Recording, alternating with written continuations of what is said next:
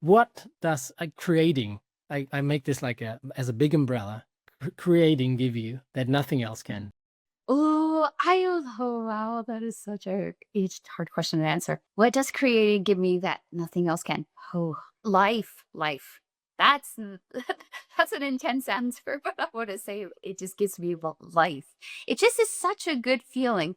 I remember when I started photography and just, when you go out to like practice, for me, it was, landscape and nature, and you're just lost for like this 1 hour, 2 hour that you're out there with your camera and your brain has like completely shut off except for that creation. And that's a mindful space. And that's one of the most important feelings to me.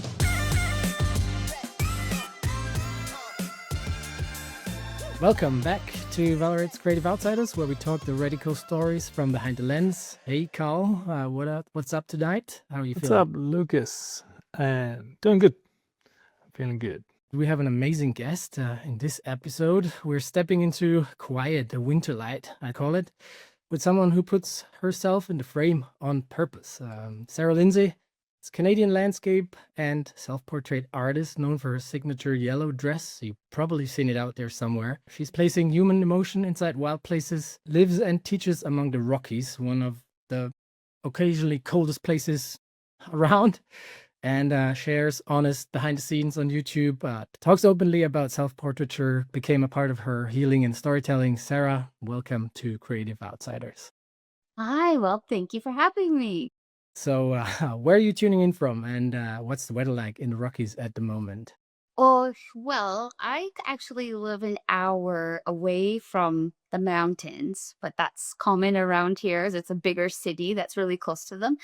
And this morning, I don't know what the temperature is out right now, but this morning it was -3 and it was pretty cold, but it's warmed up quite a bit and it's really, really sunny. Are you ready for winter? Do you feel excited, or are you more of a summer person anyway?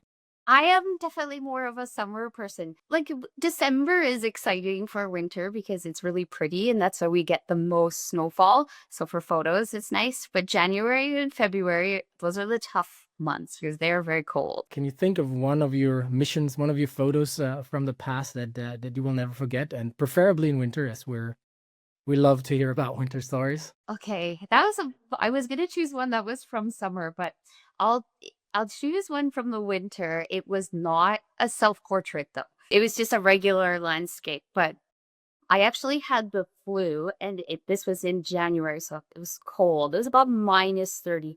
But when it's that cold, everything is really frosty. It just looks nice. It's very, very photogenic. So it's worth it to go out of those conditions. But I'll just never forget that having this genius idea to drive 2 hours in -30 with the flu and then kind of walk across a frozen lake, not knowing where we were going. So I was with a friend and I still shot and I filmed an entire YouTube video. And I actually think that's, if I'm remembering now, that is my video with you guys. Oh, Yeah, Yeah. very Okay. good.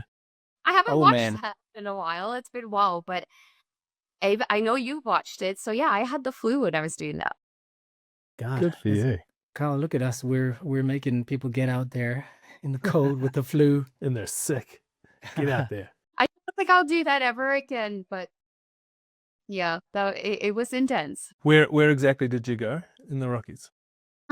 So well, it's kind of a secret spot, so it doesn't really have a name. It's only like I would call them the local photographers in the area that go and photograph it. But it was very close to this lake called Bow Lake, which is, if you've ever looked it up, it's a pretty famous lake around the area. What area are we? Can you give us like a nearby town, city? Yeah, so that would be the closest would be Lake Louise, Banff as well. That's about 30 minutes from Banff. Yeah, yeah. I spent a winter in Banff. Okay. The Rockies is beautiful. Yes, the mountains are pretty big. Yeah, they're sensational. Also, for people who don't know what winter up there looks like, and that's obviously again for our video podcast people. The others only gonna enjoy the sound, so encourage everybody again to watch the video podcast. I have a quick stolen from Sarah's channels that you definitely should check out too. But I think it's a good representation what that cold, the winter and stuff looks in that area as we're talking about. So enjoy that. All the time away from me. Only when you come back, I know you'll find me losing rest. Good afternoon, everybody. I did not just age a whole bunch. I'm actually just outside in my story. I cannot believe my eyelashes. It's so funny. Yeah, Sarah, you know that, but what feelings come up inside of you when you see that? And the cover photo is you with like frozen lashes and Oh, yes. all wrapped up and things. So So all of those clips, I filmed them on, this is a funny story. So I was actually on a private tour. So I just had one client with me for 5 days, and he is from Texas. It's very hot in Texas, and his tour landed on, that was our cold snap. So some of those mornings it was about -40. It was so cold. But again, as you can see in the video, it wouldn't look like that if it didn't drop down to those really cold temperatures. It definitely got me excited for winter. Just Yes. looks awesome. The light, the snow, the water, the ice. how would you describe what's going through your mind when you take those? Like soaking it in, or Okay. Well, it doesn't matter if I'm like filming video clips or if I'm taking photos. Like when it looks like that, you forget very briefly that it's that cold because you're so excited by the conditions. It's like a awe-inspiring feeling. And I will say temporarily, like when I'm that excited by the conditions and I'm like, oh, I'm gonna get some good stuff, I do forget about the cold a little bit. okay, yeah, we had this is in our last podcast already. It's like that we like kind of look up to people that bring the great photos from like terrible days and situations, like bad weather or like freezing cold, and they still come home with like those genius looking photos. We're a little jealous on people who can fight That's when through. everything looks good, is when it's like it's extreme, or like there's always a rainbow after a storm, right? Yeah, that's a good point. So if you guys don't know, but Sarah has been summoning some followers for putting herself in a yellow dress in some of the wildest places that you can imagine. And so there are at least a couple or a few that look really cold for just a dress on. Why do you put yourself in your photos in that dress? Okay, well, how that all started. So I used to, because I do portrait photography as well, and I do weddings and family shoots and all of that stuff. So I would often like practice my portraits with putting people in the landscape. And then I wanted to start doing like long exposure work with that. And I would work with a model quite often when I would get like an idea and I want to try something. But it got to the point where like if I just wanted to go out and shoot because the conditions look really good, like, there's no time to bring the model in and do all of that. So I was like, you know what? I have really long hair and I'm a girl, so I'm going to go and do it myself. And it actually started with a white dress because that's all that I had at the time. So I went out and I just set up because I would do my regular long exposure work, like a grand landscape scene. And then I went and stood out in the lake and just held the poses. Probably, I think, 30 seconds. I'd have to look back. And that's where it all began. And I really liked the look of that. So I just kept doing my landscape work, but putting myself in it. And at the same time, because I had mentioned I do portrait photography, I was doing a lot of maternity shoots. And for maternity, you actually get like a closet full of dresses. There's beautiful gowns that are like dedicated to this. So I started using the maternity dresses on myself and carried on like doing the self-portraits. And yellow was actually the very last color that I got. Was it then just you loved that one photo, or why did you keep going? Because I loved the look of it. So I love the look of having like a person in the landscape, but with the long exposure. So I just thought, I love the way that this looks. And it wasn't like the yellow dresses where everything started to evolve with like my feelings in the photographs, but I think it was about for 2 years using those multicolored dresses.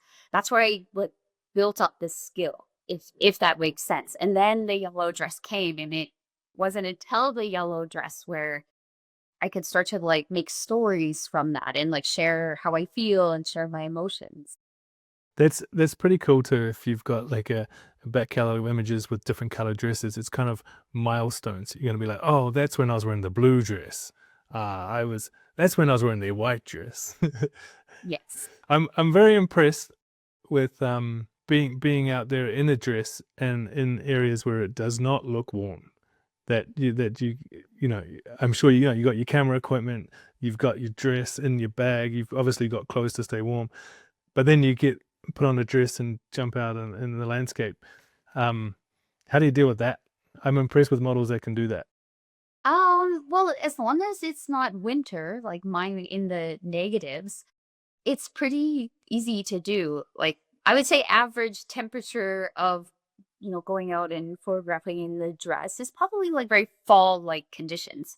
And then of course, there's summer, which is actually really warm. So it's only winter. It's only when you have the risk of frostbite, and especially going in the water, because that's definitely a thing I like to do a lot. Because I'm doing the long exposures, is I'll go into the lake, but I wear like rubber boots that are rated for -40 to go in that water. So those are under the dress, and I have pants on under the dress as well.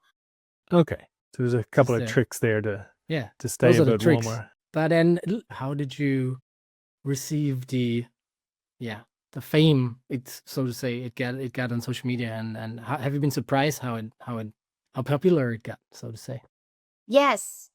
So that like I wouldn't consider it fame. Like I understand in our little industry, our photography industry, I'm well established and well known and attached to this color now. I definitely didn't expect it, because I'm a person, like when I started photography, I was so attached to, I just enjoyed doing it. And so it was pretty much accidental, like building it to where it's gotten now. And that's honestly is because I just enjoy doing it so much. I consider like there's like a skill building period with photography. And for so many years without like sharing things on the internet or sharing my work, and I still create without sharing, it just ended up like building myself a business, and then building myself basically a brand because of the yellow dress. So it's a very cool experience, but I never expected, oh, you would become known for this. That's interesting. I feel like that's often how it works when you sort of put yourself into something and really dive deep into it, that it finds a way, and you find a way to keep it going when you're really passionate about it. Yeah. It does get interesting, like when you do just become known for this one thing. For example, I'm also I'm a wedding photographer as well, but I've never been invited to a wedding as a guest. So My Ever? gosh. yeah, so do you know what I mean? You're too busy out taking portraits. Yeah, it becomes your entire identity. And I think the thing that's really interesting about art is like you create like what you're feeling and whatever medium that is. But when the two like get mixed together, and that's all anybody ever knows you for, I think you do get a little bit burnt out, but it's not like a negative thing. So in the last like 2 years, which I let you guys know, I've taken a little bit of break from the social media part and definitely creating and doing other things. But I just don't have that like desire to post and then, sit there and look at all my likes and go through all of the comments. I'm not attached to that part of it, but I'm very attached to the part of creating. Which sounds very healthy. All right. Yes, It does. I It think actually, it's healthy. I think it's healthy, but unfortunately, it's like, so this is where you maybe become torn, is it's like, I know that the way that I see it is healthy. At least it's healthy for me, but the whole world is going in this other direction. Yeah, And that is a and definite hard thing to yeah, manage for sure. yes, and if make money off of this, then if you kind of have to play by those rules as well. And it can consume you. I'm sure that for some of the creators, I don't want to point fingers, but I'm 100% sure that there are creators with a lot of followers that make money, do not enjoy the feelings they have while creating as much as you would do with the things you do. I've just seen those stone things with the stone art. I encourage everyone to check it out on this. It was just a story, but it struck me very well. It was so cool to see that from what I've been like researching and know you for a couple of years, following with how we work together, and then all of a sudden seeing this other kind of art, and it was so cool to just see it pop up. Yeah, the little it's like Pebble art, so the little rocks with the birds and the cats. Yes, I really enjoy that. But then would you recommend that to other people to take a break on social media, even if they have a following? Is it healthy for others, even if they make money off it, maybe to find a different, leg of income to take it easier? Yeah. Well, I think, if your sole income is like a social media personality, that's definitely, you have to, make that a choice as well and be like, I'm okay with this. I like this. This is who I am. For people who are starting out, I don't think that they can come into it being like, I'm not going to post that often and do all of this, because I do think there's a grind, like it's kind of like a rite of passage with building, especially building on social media. But I do think creators, or like photographers, I should say, photographers who are really well established, I do think that they can pull back and take breaks. And what I've noticed for myself is that the more I actually pull back, the more people seem to want you in some way or form. But it hasn't like affected my business, because I know that as soon as okay, I want to launch another tour or next year, or a couple of tours next year, like I feel confident that I won't have problems selling them. So I think after a period of time, you can pull back and take a break. And I honestly prefer that now, because I was thinking about it, I was doing the grind and posting all the time. I don't even know how I did that. I feel much slower now, like just a much slower pace and a lot more of a quiet life. And I also believe in like scarcity, right? You don't want to give people too much. You really don't. Yeah, I think that's very interesting. First of all, you kind of need to get to a spot where if you're making money, through an audience on social media, you first of all have to get to a point where that makes sense for you to make the money before you can kind of pull back and keep the attraction. But I also think there's a lot of high profile content creators who are open about this and being like, I'm getting burnt out. I'm gonna decrease how much I'm posting, or just being open that, look, I don't feel great every day, but because this is kind of tied to my income, I have to be here every day, do a video, smile for you guys, do this stuff. And I've seen a lot of in the photography world, at least, the content creators talk about that, and trying to find a balance is the tricky part. Yes, I would agree with that. But I also believe like people who are getting burnt out, like creators, if they've built up like something that's genuine with people and like people trust them, then it really should be no issue to pull back. So I'm not entirely sure how, as globally, how we've created this thing that is like, you have to be posting once a day or 1 to 5 times a day. It's wild. So like, do we need that much like content out there? So yeah. And it has a whole business around it, like on when to post, and then there's like all those people that can help you to do the right stuff, and like, so yeah, in order to make money, you have to follow those rules that someone, if it even someone made up, or it's the algorithm who just does what it does, and everyone's running after it. But Yes. yeah, it's very refreshing to see someone with a bigger audience just not doing it for a while, and then all of a sudden, I'm coming back to the Pebbles because I loved it so much. But Yeah. yeah, Yeah. it was Well, I just so also good. want to lead by example as well. And I believe that's really important in life. Like whenever you believe and whatever your truth is, lead with that. So I'm fortunate that I have like a platform where there are people who are like influenced by what I say. So, I can share, all of this is possible. You don't have to go like sell your soul to the social media apps. And it sounds also like from a business aspect that you have multiple channels you can take from, which is, it's a healthy business. You're not solely dependent on posting every day or wherever you're making your revenue. You have other ways, other levers to pull. Yes, absolutely. I would say YouTube is the healthiest, in my opinion, as it requires the most like content creation, because we're usually making like full scale videos, but YouTube is, again, in my opinion, one of the best. Hey, I have a question, a little more technical one on your yellow dress portraits. How do you actually do it? How do you actually set up the frame, walk out, make sure the focus is right, pull the trigger, all that? How do you can you walk us through? Yeah. Maybe not give away all your secrets, but give us an insight of what it takes. I think I have a pretty like simple process with how I do it. So obviously I always have to use a tripod. That's non-negotiable. But when you have like the landscape photographer background, you're used to having the tripod. So every time I like approach a scene, I'm always composing it like my landscape photographer brain. And then I'll set it up. And I guess the only thing that I have to be mindful of when the portrait part is going to be included is just where the horizon line is, because I don't want it to cut across my neck. If it hits at certain parts on the body, it can look a little bit funny. That's the only one thing that I'm like watching for is like, okay, will my body look good here? So once I have that set up, and because I'm usually doing a long exposure, I'll do the long exposure right there. And then I'll leave the camera in place, and usually at this point I'll get changed, and hopefully it's not really cold.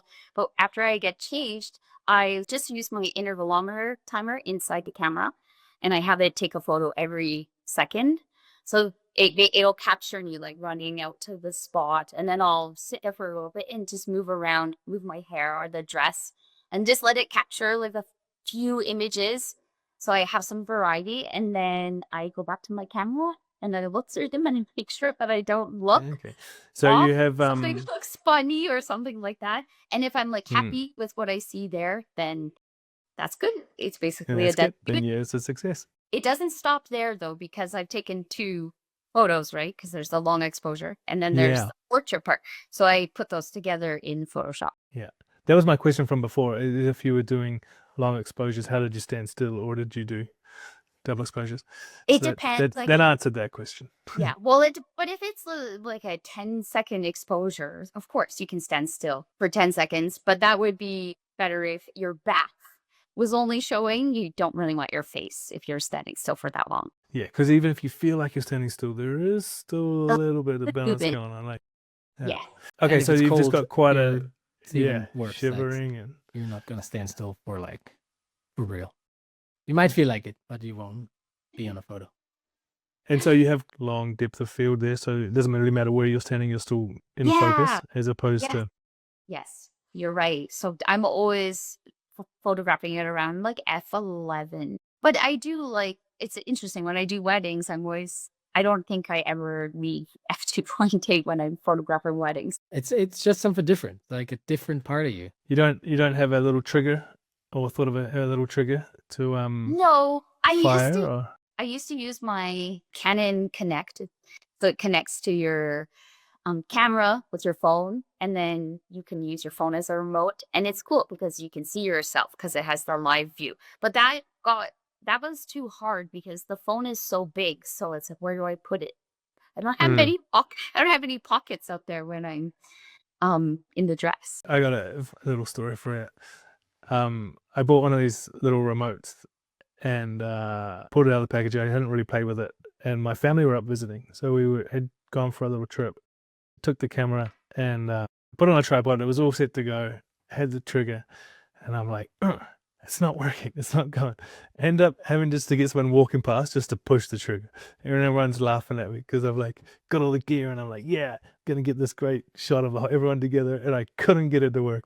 And turns out I didn't know there was I had to turn on another part of the switch to get the remote to work. But the intervalometer, at least you know it's going to fire. You just don't know if you're quite ready in the actual perfect spot. But I'll like visualize the spot. I'll like look through the camera, visualize the spot I'm going to stand, and then put the focus point there.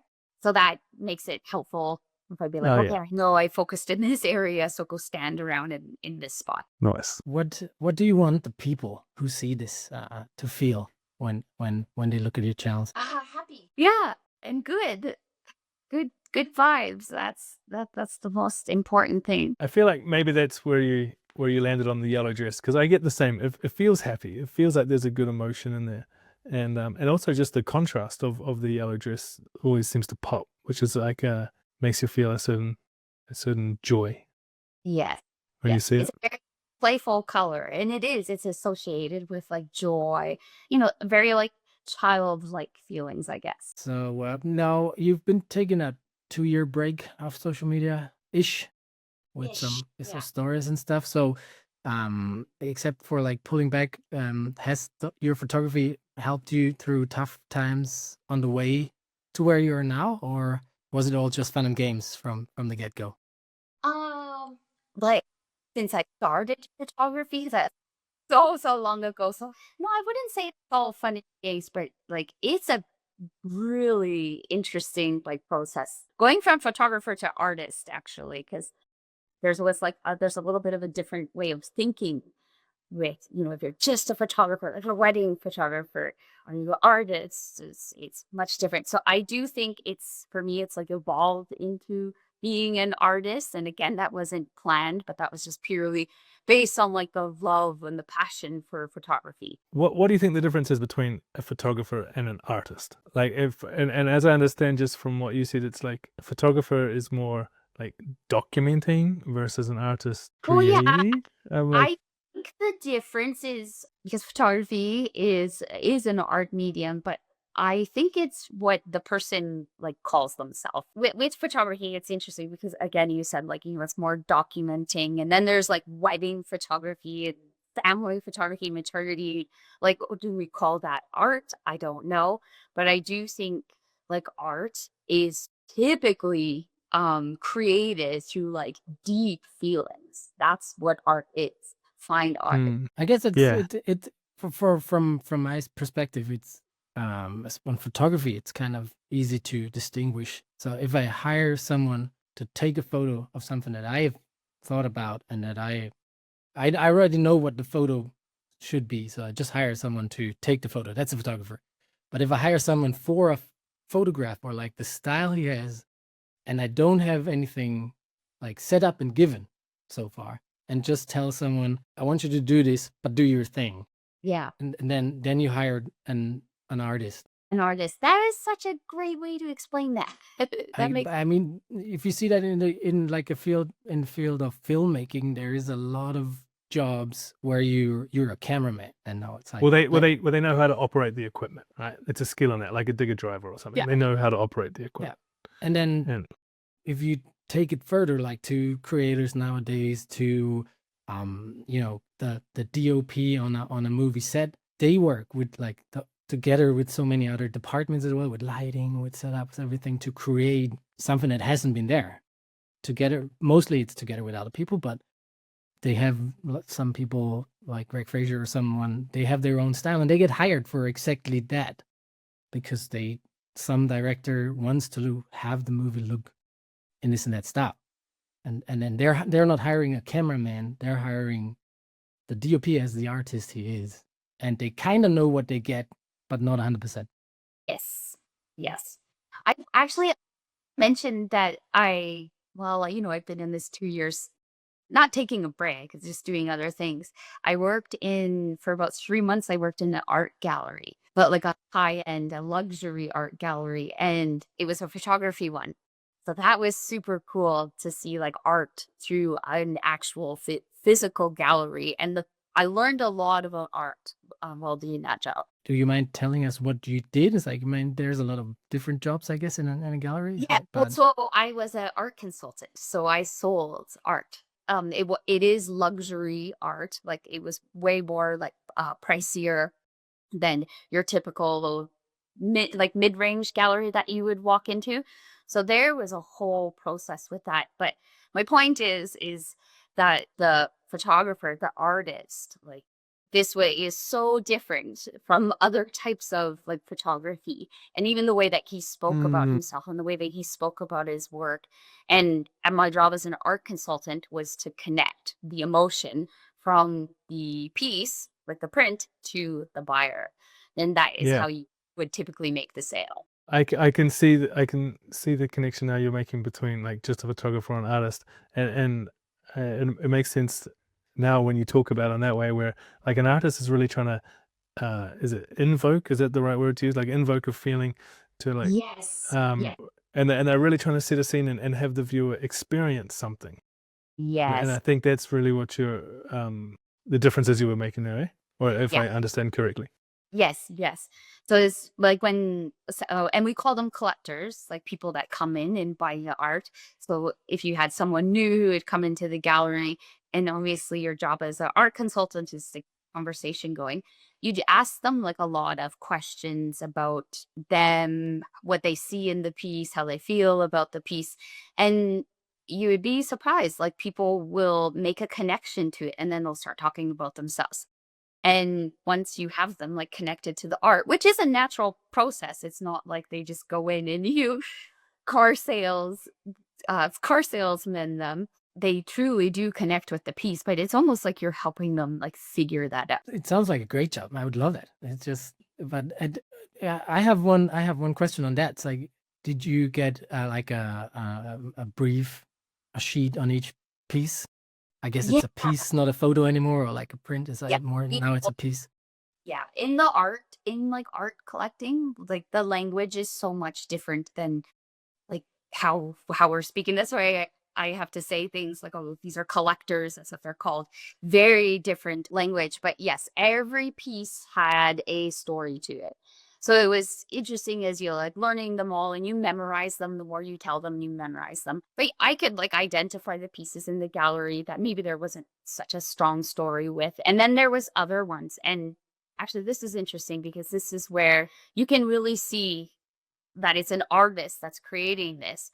So the gallery owner, his best work, his best pieces that would sell, and they just don't even compare to the other ones, was when he was like excited about an idea he had, a project that he had, and it all came straight from him. It wasn't like, oh, I live in a very nice mountain town, so I'm gonna go photograph the same lake that everybody comes here to photograph.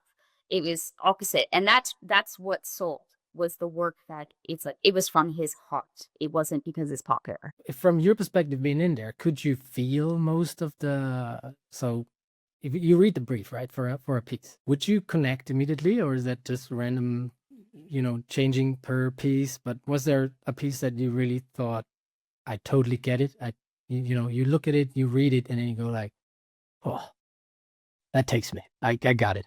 Yes. So it's it because I am a photographer, it was like different for me being in the gallery because like I photographed, the same location as him, right? So it's more like we're friends, we're like peers. It wasn't like I was walking into his gallery and like captivated by all of his stories. But he did have one piece that I loved. I loved it so much, and that's because I love bears. And I just love everything about grizzly bears and like talking about them and learning about them. And he went up to Alaska. So again, I brought up like he was working on project, or when he works on projects, those are typically his best work. So he went up to Alaska to photograph the grizzly bears, and he came back with 3 pieces of work that he is now selling in the gallery. And there is this one, it was like a grizzly bear that was charging at his camera, but it's actually charging at the salmon. But the way he created it and like made that feeling come through the bear, I felt really connected to that piece.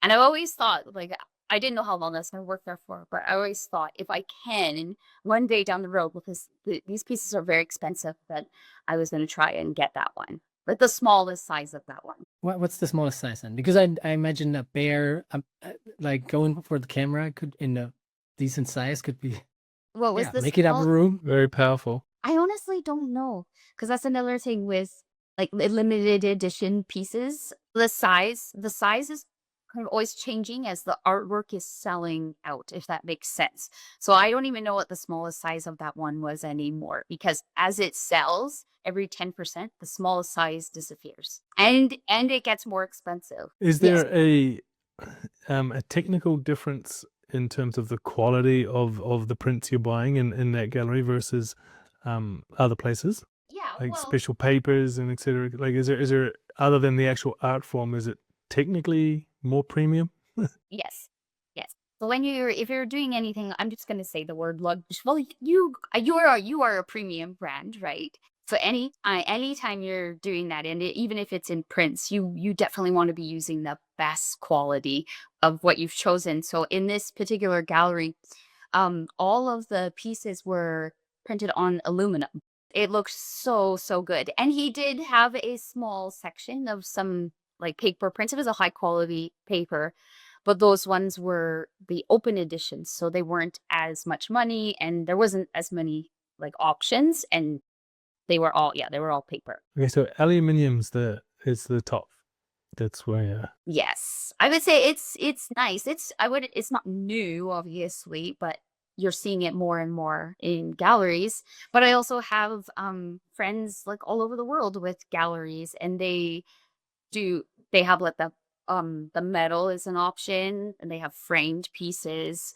So this gallery though was specifically for the limited editions, just the aluminum. It's a whole it's like photography gloves in photography is like art. It's a whole different world, a It whole is different niche.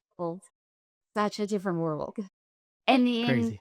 if you guys know, in the crypto world, like you remember NFTs, so that is still a thing as well.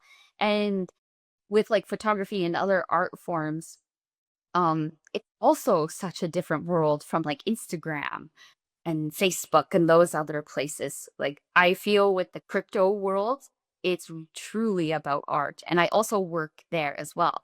I run a social media account for a premium art company. Right. It's getting Yes. deeper and deeper. I love that. What else is on your plate lately? I know. So when I take like some breaks from like other things in my work and like photography, I like to go and collect skills and Yeah. like do different like that's why I went to the gallery, because what if that's in my future? What if I want to open up a gallery? Well, I need to understand how to run one, right? Very convenient to It's a good know hobby to the have, people. to collect skills. As a photographer, like when you are a small photography business, your income from day one it's like an octopus, basically. Like you have Yeah. income arms, right? It's money that comes through various sources. So it's nothing. I've lived like this for so long, so it's nothing for me to be like, you know what? I'm gonna go apply this gallery. I'm gonna try this out for a little bit. Hey, did you ever, just from my personal work perspective, did you ever think of trying more video or like film? Because that has a very deep root in art, especially way off the mainstream, Marvel, all this stuff. But there's so Yeah. much great films to be seen out there, festivals and things. It's just it's basically like the art world, just in moving pictures. I It has agree. this little. I agree with you. I'm about far more captivated by, I shouldn't say this. They're about equal, but when you see like a really good cinematic film, even if it's just of like some drone footage of like mountains somewhere, oh, it can really move you. I think the moving picture, right? You also have, I don't know that it's such a fair comparison, because with a photograph and you're trying to invoke someone's emotions in one still image, versus you can really play with their emotions through film and tell the story deeper, I guess, through film. Yeah, I would love to turn like my YouTube into more like that. Like I'm still sitting on my YouTube channel, and of course I'm gonna get it like back up and going. Ideally, I would like to only put out one video a month rather than that like one video a week. But I would love to like get better at filmmaking and storytelling through film. That's what I wanted to hear. Because it would be, I just think for someone who's collecting skills and has such a wide view on the industry and different, it would just be so good to see you like dive into that thing too. I'll do it. Perfect. I Yeah. know it's New definitely skill. Yeah, Yeah. new skill. And and the Pebble art. I want to carry that on as well, like the little rocks. So I'm gonna somehow attach that to my photography business. Dude, I don't know why. It's weird, but it really like resonated with me. I looked at it and it was, I don't know if it was peaceful or just, I Yeah. don't know. I mean, my mom's collecting pebbles. That's maybe a thing that I saw it. And I really have to show her what Yeah. you do, because that would be a great thing for mine. I have to Yeah, look you into should it show- because the amount of pebbles that my kids bring home. Yeah, it's been fun. Well, I really like birds. So I love being like out in the forest and I love listening to them. And I notice like every time I'll like get on a trail or go for a walk, I like instantly feel better when I hear the birds. I can't describe it. So that's how this is sort of evolved, like with the pebbles and the little birds. But I also like cats. So what does creating, I make this like as a big umbrella, creating give you that nothing else can? Oh, wow, that is such a hard question to answer. What does creating give me that nothing else can? Oh, life. That's that's an intense answer, but I want to say it just gives me life. It just is such a good feeling.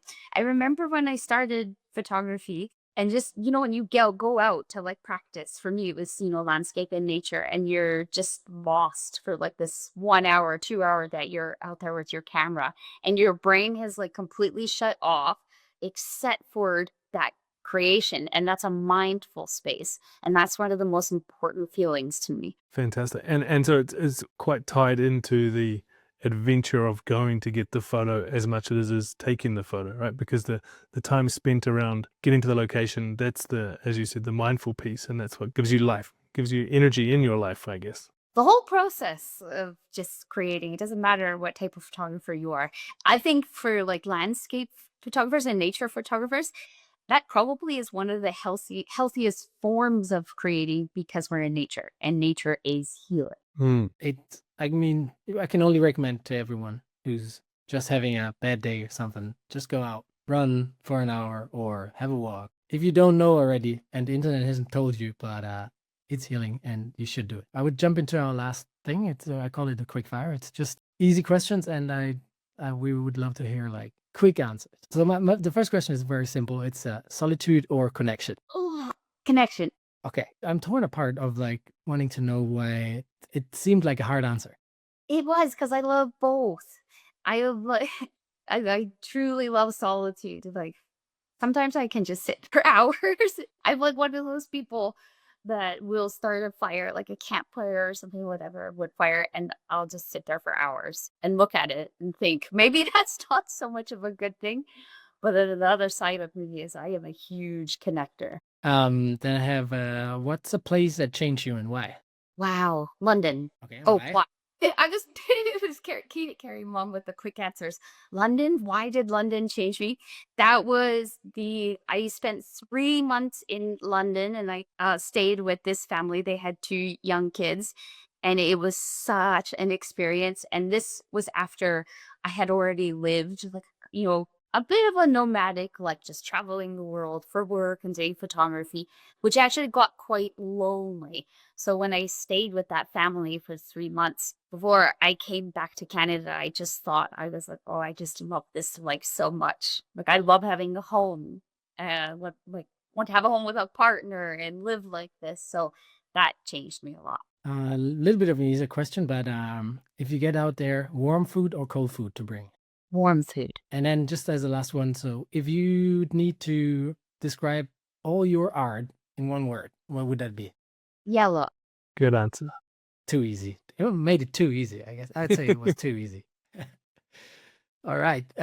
So Sarah, where should people go to check out all the things we just talked about? Because it seemed to be a lot. Yeah, I think the top place is my website, YouTube channel. Everything is Sarah Lyndsay Photography, and Instagram. And for all of you listening, you can definitely check those out on the show notes. Make sure to have a look because there's a lot to discover if you haven't seen it yet. Carl, do you have anything else to add? No, I just really enjoyed the conversation. Thanks for coming on and chatting with us, and Oh, yeah, thank you it guys. was a pleasure. Sarah, thank you so much for taking the time for becoming a Vallerret creative outsider, so to say. We hope you all enjoyed it out there.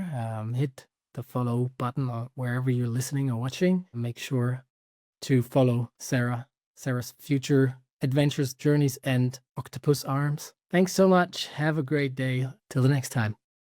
Bye. Bye.